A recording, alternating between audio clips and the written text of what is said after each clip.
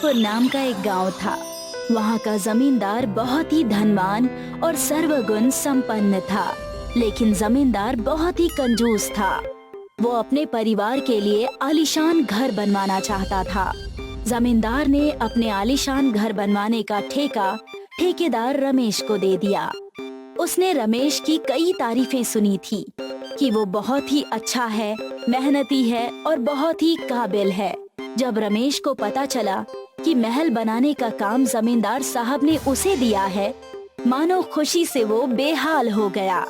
रमेश अपने मजदूरों को लेकर ठेकेदार के गांव चंद्रपुर के लिए निकलने लगा और तभी उसकी पत्नी कमला ने आवाज दी, सुनिए जी, सुनिए, जाने से पहले अपना मुंह तो मीठा करके जाइए।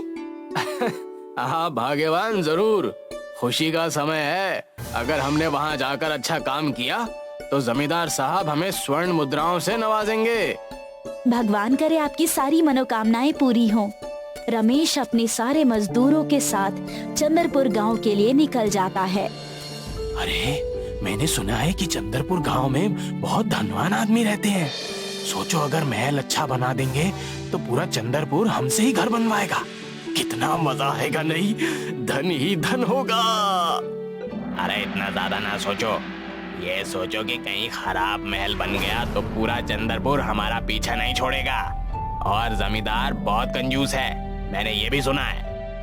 मजदूरी की उत्सुकता को देखकर ठेकेदार रमेश उससे बात करता है और कहता है, भाइयों, ये समझ लो हमारे जीवन का सबसे खास काम आज हमें मिला है। यहाँ के बहुत बड़े जमींदार हमसे अपना घर यानी कि महल बनवाना चाहते हैं। हमें सावधानी पूर्वक कार्य करना होगा। जमींदार साहब हम पर निगरानी भी वही रखेंगे। कोई सामान या किसी चीज का घपला नहीं करेगा, वरना अंजाम उसका बहुत बुरा होगा। हम अपना 100% इस कार्य में लगा देंगे मालिक। बस आप हम मजदूरों का भी ध्यान रखना। तुम सब उसकी चिंता मत करो। आप सबके रहने खाने का इंतजाम जमींदार साहब ने अच्छा करवा दिया है।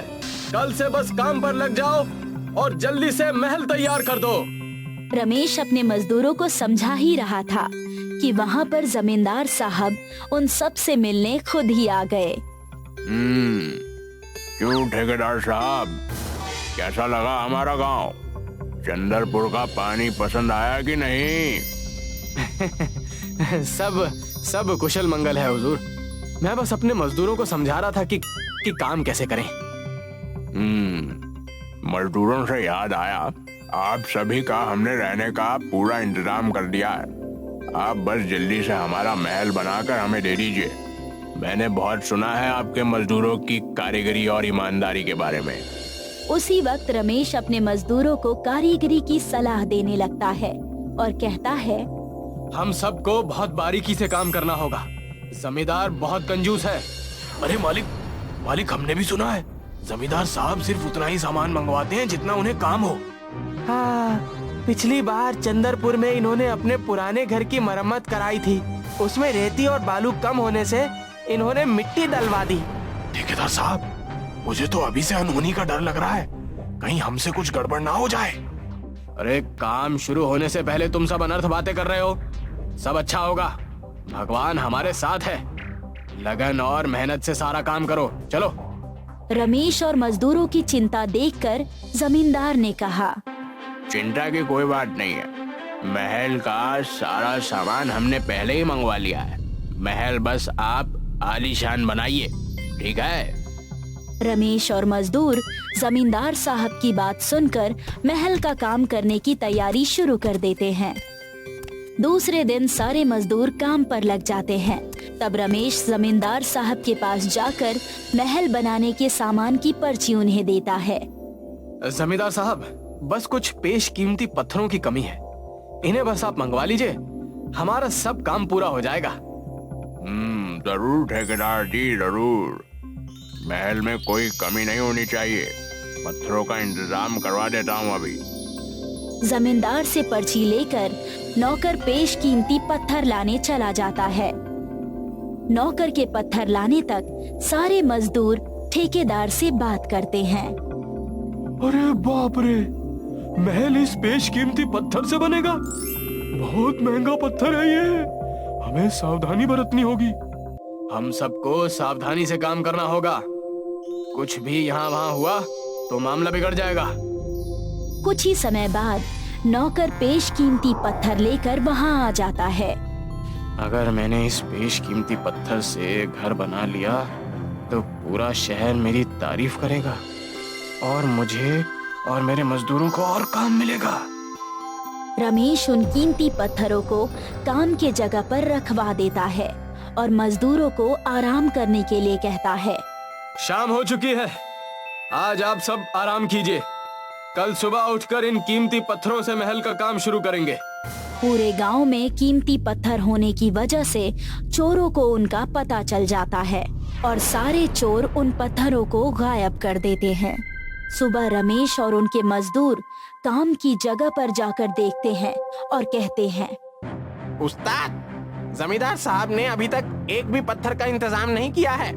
सारे मजदूर कब से पत्थर का इंतजार कर रहे हैं।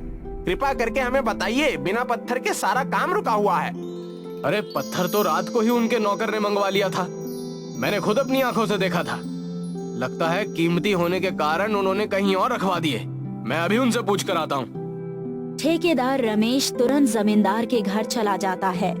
जमींदार उस वक्त अपने घर में आराम फरमा रहा होता है। जमींदार साहब, अभी तक मुझे और मेरे मजदूरों को पत्थर नहीं मिला। आपने कहा था कि आप इंतजाम कर देंगे। महल का कार्य रुका हुआ है। अरे लेकिन मैंने तो कल ही पत्थरों का इंतजाम कर दिया था। पर्ची मैंने तुरंत हमारे घर के नौकर को दी थी। जमींदार अपने उस नौकर को बुलाकर पूछता है, अरे भाई मंगलू, तुमने पत्थरों की व्यवस्था नहीं की? मालिक, आपके बोलने पर मैंने सारी व्यवस्था कर दी। पत्थर रात को ही महल के कार्य वाली जगह पर रखवा दिए गए थे। अरे तो उस जगह दिखाई क्यों नहीं दे रहे? जमीन निकल गई या आसमान खा लिया?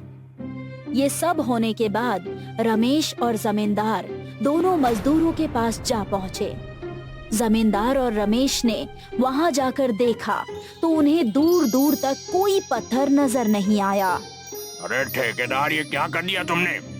जरूर इसमें तुम्हारा और तुम्हारे मजदूरों का हाथ है। मालिक, हम गरीब जरूर हैं पर हमने चोरी नहीं की। हम कहाँ से लाएंगे कीमती पत्थर? हम सबके पास उतने पैसे भी नहीं हैं। ये सब तुम्हारी जिम्मेदारी है। कहीं से भी पत्थर लेकर आओ, लेकिन मेरा आलीशान महल तैयार करो, वरना मैं हर जगह खबर फैला दूंगा कि तुम और तुम्हारे मजदूर चोर हो। कोई काम नहीं देगा तुम्हें। ठेकेदार निराश होकर अकेले जंगल की ओर निकल गया, ये सोचते हुए कि अब वो क्या करेगा, पत्थर कहाँ से लाएगा। मुझ पर भगवान, ये कैसी विपदा आ गई है। कुछ तो रास्ता दिखाइए भगवान। ठेकेदार निराश होकर एक जंगल की तरफ चला गया। वहाँ उसे एक बड़ा सा बगीचा नजर आया। ठेकेदार ने वहाँ जाकर एक पेड़ देखा। वहाँ पर लिखा हुआ था, सच्चे दिल से अपनी एक मनोकामना मांगो, वो जरूर पूरी होगी। रमेश ने मनोकामना मांगी। हे भगवान, मेरी ये मनोकामना जरूर पूरी हो जाए, वरना मैं और मेरे मजदूर रास्ते पर आ जाएंगे। रमेश ने पत्थर के पेड़ की मनोकामना कहकर एक बीज बो दिया। देखते ही देखते वो बीज बहुत सारे पेड़ बन गए। रमेश पत्थर का पेड़ देखकर चौंक गया और सारे मजदूरों को वहाँ बुलाकर उसने पेड़ के बारे में बताया। अरे मालिक, अब हमें कहीं भागने की जरूरत नहीं पड़ेगी। हम पत्थर के पेड़ से महल तैयार करवा देंगे। जमींदार का आलीशान महल हम बनवा देंगे। पत्थर के पेड़ से ठेकेदार ने जमींदार का महल बना दिया और सारे शहर और गांव में अपना बोलबाला कर दिया।